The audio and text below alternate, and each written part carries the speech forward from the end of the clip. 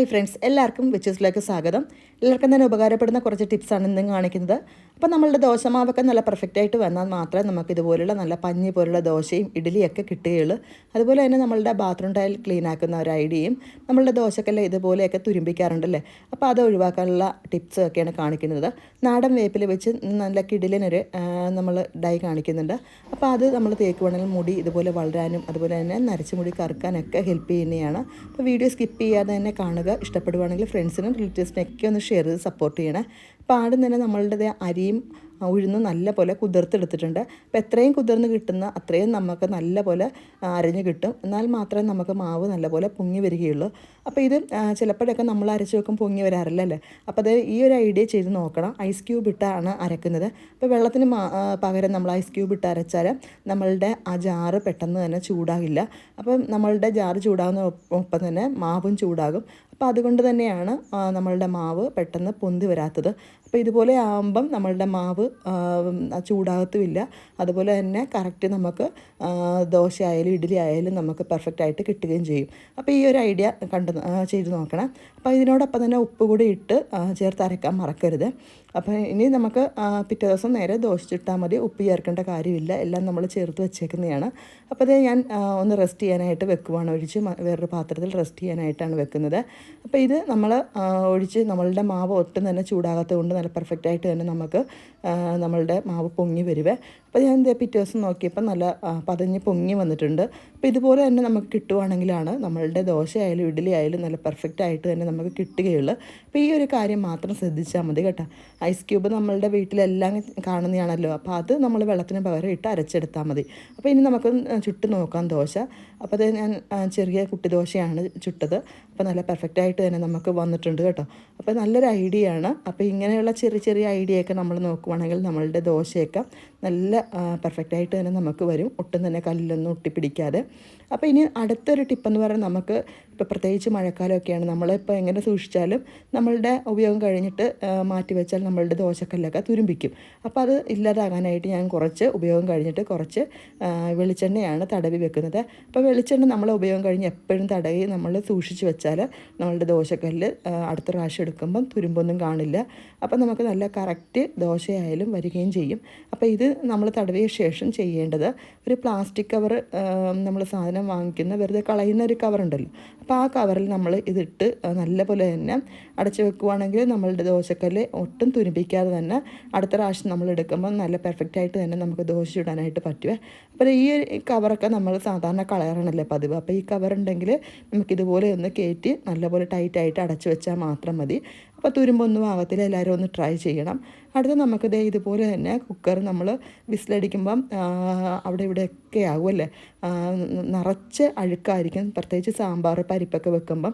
അപ്പോൾ അതിൻ്റെ അതങ്ങനെ വരാതിരിക്കാനായിട്ട് നമുക്കൊരു തുണി ചുറ്റി വെച്ചാൽ മാത്രം മതി. അപ്പോൾ നമ്മളുടെ ആ സ്റ്റൗവിൻ്റെ പോർഷൻസും കുക്കറിൻ്റെ മൂടിയൊന്നും അഴുക്കാകില്ല കേട്ടോ. അപ്പോൾ അടുത്ത ഐഡിയ എന്ന് പറഞ്ഞാൽ കുട്ടികളൊക്കെ ഇതുപോലെ തന്നെ വരച്ചൊക്കെ വെക്കും, അല്ലെങ്കിൽ ഭിത്തിയിൽ അഴുക്കൊക്കെ ചെറിയ പാടുകളൊക്കെ ഉണ്ടെങ്കിൽ നമുക്ക് ലൈസോൾ ഇട്ടൊന്ന് തുടച്ചു കൊടുത്താൽ മാത്രം മതി. അപ്പോൾ ഇത് നല്ലൊരു ഐഡിയ ആണ്. ഇതുപോലെ കോട്ടൺ തുണി വെച്ച് തുടച്ചെടുത്താൽ പെട്ടെന്ന് തന്നെ പോയി കിട്ടുക. അപ്പം പെട്ടെന്ന് തന്നെ കുട്ടികളൊക്കെ ഉള്ള വീടാണെങ്കിൽ ഇതുപോലെ ഒന്ന് ട്രൈ ചെയ്ത് നോക്കണേ. അടുത്തെന്ന് പറഞ്ഞാൽ നമ്മളുടെ ബാത്റൂം ടൈലിലൊക്കെ കറയും അഴുക്കൊക്കെ പോകാനുള്ള ഐഡിയയാണ് കാണിക്കുന്നത്. കുറച്ച് ഉപ്പും ഞാൻ ഒരു നാരങ്ങയും നല്ലപോലെ തന്നെ പിഴിഞ്ഞെടുത്തിട്ടുണ്ട്. അപ്പം നമുക്കറിയാം ഉപ്പും നാരങ്ങയൊക്കെ നല്ലൊരു ക്ലീനിങ് ഏജൻറ്റാണ്. നമ്മളുടെ ടൈലിൽ അഴുക്ക് പോകാനും അതുപോലെ തന്നെ തറ തുടക്കാനും ഒക്കെ നല്ലതാണ്. വെറും വെള്ളത്തിൽ നമുക്ക് ഇതുപോലെ ഉപ്പ് മിക്സ് ചെയ്ത് തറ തുടച്ചാലും അഴുക്കും അണുക്കളും ഒക്കെ പോയി കിട്ടും.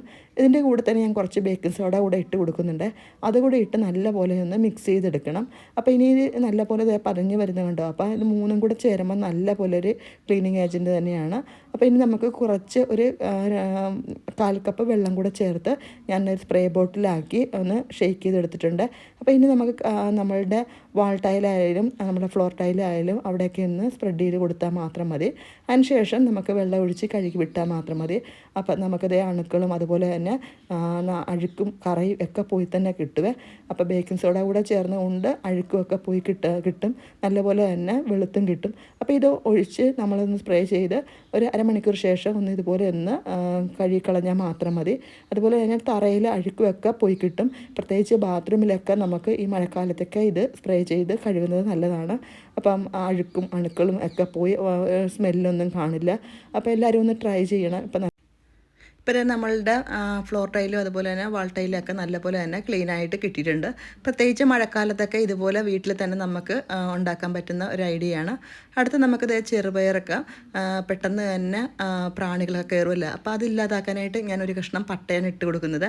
അപ്പോൾ ഇത് നമുക്ക് പയറ്, പരിപ്പ്, അതുപോലെ തന്നെ അരി അങ്ങനെയുള്ള ഏതിൽ വേണമെങ്കിലും ഇട്ട് കൊടുക്കാം. പട്ട, ഗ്രാമ്പു അങ്ങനെയുള്ള സ്പൈസസ് ഒക്കെ ഇട്ട് കൊടുത്താൽ പ്രാണികളൊന്നും കയറില്ല. എന്നിട്ട് എയർ ടൈറ്റായിട്ട് നല്ലപോലെ തന്നെ അടച്ചു വെച്ചാൽ മാത്രം മതിയെ.